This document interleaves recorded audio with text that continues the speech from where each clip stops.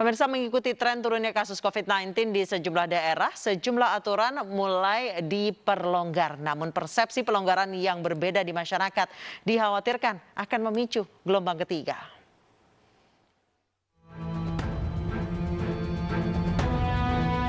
Ketika pemerintah melonggarkan kegiatan masyarakat di tengah pandemi, harapan pandemi menjadi endemi mulai terlihat. Hidup berdampingan dengan COVID-19 menjadi pilihan. Jumlah kasus yang fluktuatif menjadi cikal bakal kondisi new normal. Sejumlah aturan pun mulai dilonggarkan dalam PPKM lanjutan. Di antaranya, jam operasional mal diperpanjang hingga pukul 21 atau pukul 9 malam, namun dengan kapasitas maksimum 50%. Sektor industri atau pabrik diperbolehkan beroperasi 100% dengan pembagian minimal 2 shift. Namun dengan syarat, perusahaan harus memiliki izin operasional dan mobilisasi kegiatan industri dan izin Kemenperin. Selain itu, untuk menumbuhkan kembali sektor ekonomi dan pariwisata, pemerintah juga mengizinkan sejumlah daerah kabupaten kota untuk membuka objek wisata bagi para pengunjung. Begitu juga dengan kegiatan belajar mengajar tatap muka. Pembelajaran tatap muka ini akan digelar dengan maksimal 50% kapasitas sekolah dengan protokol kesehatan ketat. Namun, pelonggaran ini seharusnya diikuti dengan peningkatan testing dan tracing, agar kekhawatiran akan gelombang ketiga tidak terjadi. Pelonggaran PPKM membuat aktivitas masyarakat menjadi meningkat. Bagaimana mengantisipasinya agar tidak dikhawatirkan kemudian menimbulkan gelombang ketiga. Narasumber kami sudah bergabung, Kabid Perubahan Perilaku Satgas Penanganan COVID-19, Bapak Sony Haribe Harmadi, dan epidemiolog Griffith University Diki Budiman.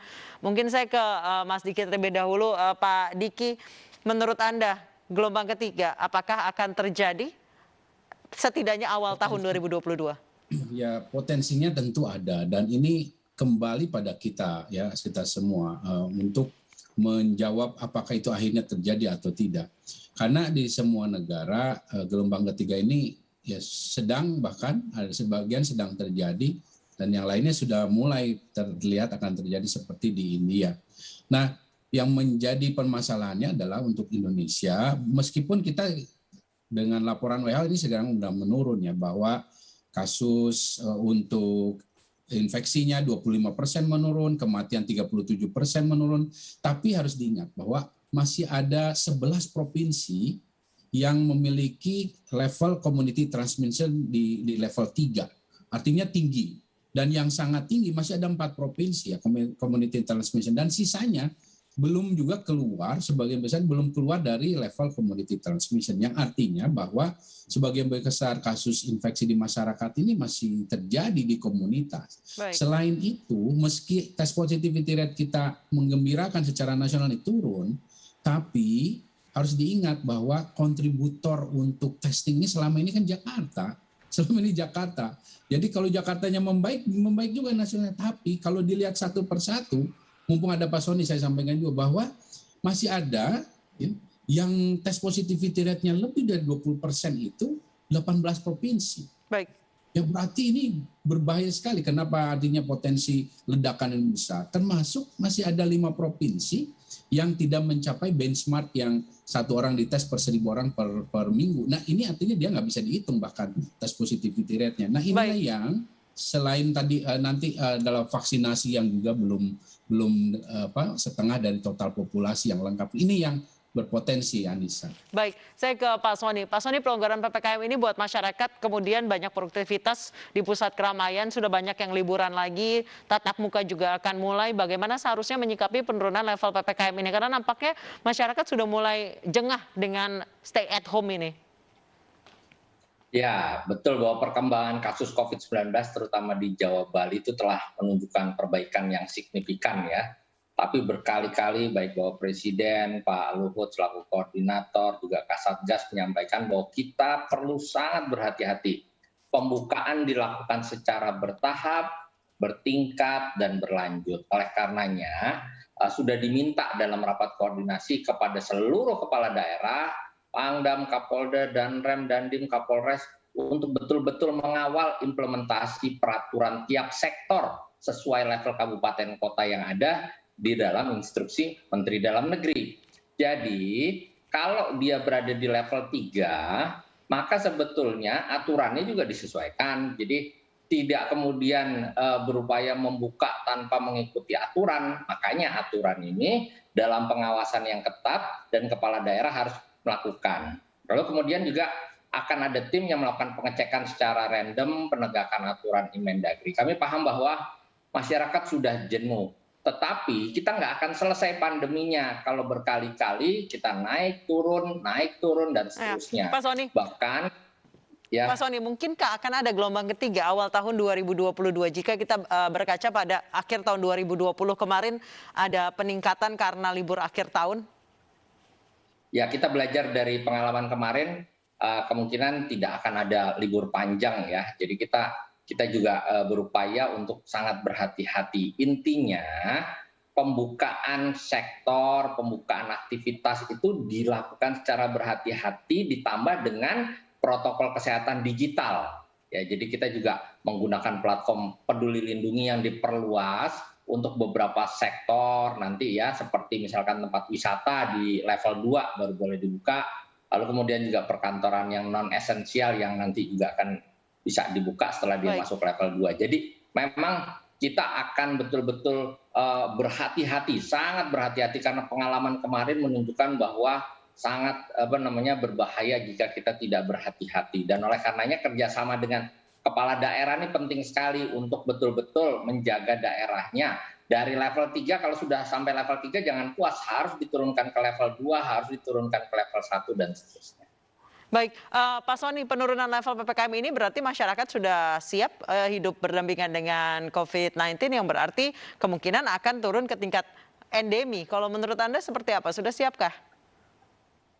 Iya, kita memang harus siap. Yang pertama adalah kita mendorong perubahan perilaku, ya, adaptasi kebiasaan baru. Oleh karenanya, masyarakat nih kita nilai konsistensi kepatuhan di dalam memakai masker, menjaga jarak, mencuci tangan, yang menjadi betul-betul tanggung jawab masyarakat dan kita bersama. Lalu kemudian 3T-nya ya, kapasitas respon rumah sakit kita juga, kemampuan kita di dalam melakukan atau memantau masyarakat melalui protokol kesehatan digital, melalui platform Peduli Lindungi, ini kan juga masih dalam tahap uji coba terus. Jadi kita melakukan uji coba dulu untuk mengetahui apakah masyarakat sudah terbiasa atau tidak, lalu kemudian bagaimana kita bisa menekan risiko penularan. Kalau uji cobanya berhasil, kita buka secara perlahan seperti itu Mbak Anissa. Baik, saya ke Pak Diki. Pak Diki, masyarakat Indonesia siap atau tidak hidup berdampingan dengan COVID-19 dan Anda melihat saat ini seperti apa selama hampir 2 tahun ini tingkat kedisiplinan masyarakat menerapkan protokol kesehatan? Ya, saat ini sebagian sudah siap nih ya, tapi sebagian besar belum ya. Tapi artinya sepakat dengan Pak Soni tadi harus kita siapkan, dan inilah yang harus diingatkan dan terutama nggak boleh lengah ya, bahwa masalah PPKM ini adalah satu strategi yang artinya memang harus kita lakukan untuk mengawal proses fase dari pandemi nanti ke epidemi dan akhirnya endemi itu tidak memakan banyak korban jiwa terutama dan juga termasuk kesakitan.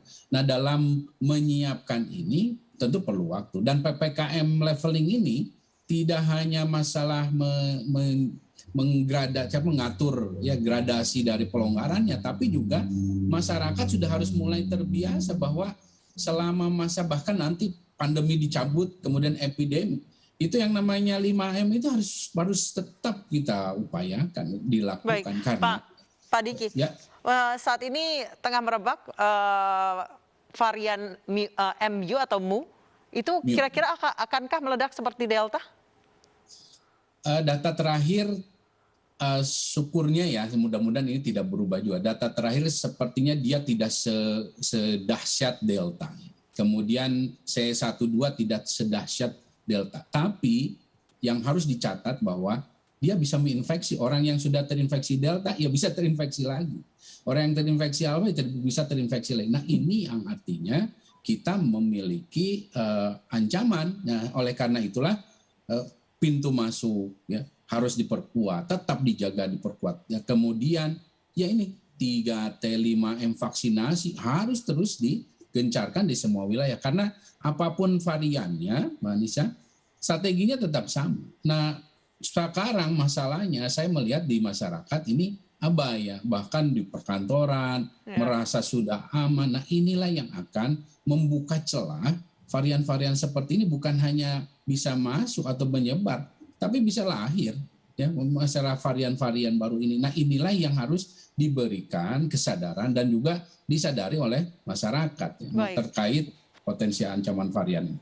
Baik, saya ke Pak Sony. Pak Sony belajar dari tahun 2021 ini. Di kuartal kedua tahun 2021 angka positivity rate harian itu turun.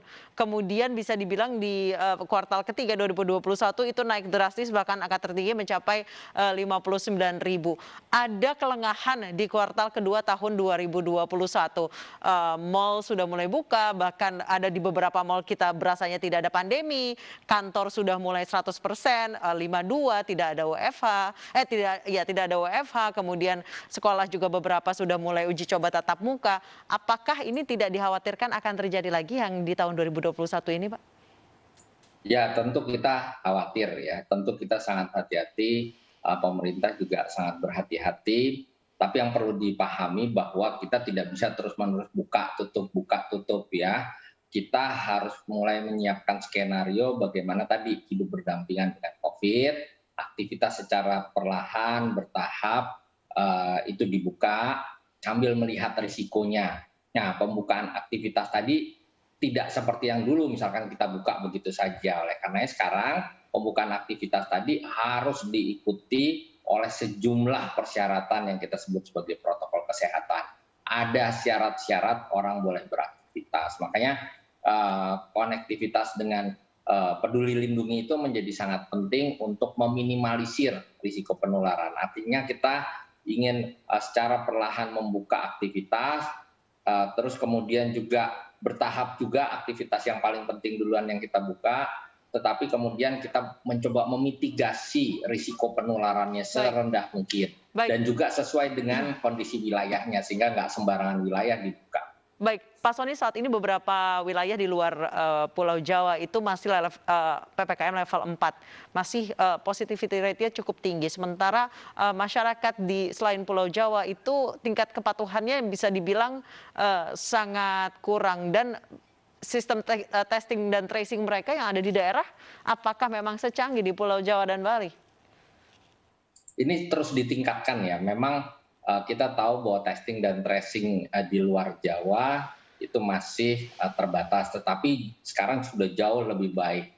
Bahkan sekarang tracing secara nasional ya kita sudah mampu mencapai angka sekitar 8, hampir 8 orang per 1 orang terkonfirmasi positif, bandingkan dengan tanggal 2 Agustus misalkan yang masih angkanya 3, sekarang sudah bisa 8. Jadi terus ada upaya untuk meningkatkan kapasitas testing dan kapasitas tracing. Karena salah satu cara untuk meminimalisir risiko penularan dengan membuka perlahan aktivitas tadi adalah juga melakukan ekspansi testing dan tracing. Dr. Diki ini berkali-kali juga menyampaikan, mengingatkan kita semua. Jadi kapasitas testing dan tracing terus ditingkatkan ya. Kita tahu bahwa harga testing juga sudah diturunkan. Harga PCR sudah diturunkan dengan harapan semakin terjangkau. Dan testing tracing yang dilakukan adalah testing tracing epidemiologi sesuai dengan faktor risiko yang ada. Baik. Terima kasih Pak Sony Harmadi dan Pak Diki Budiman telah bergabung bersama kami di iNewsroom Weekend. Semoga kedisiplinan masyarakat ini semakin terlatih untuk memberlakukan protokol kesehatan ke depannya. Terima kasih.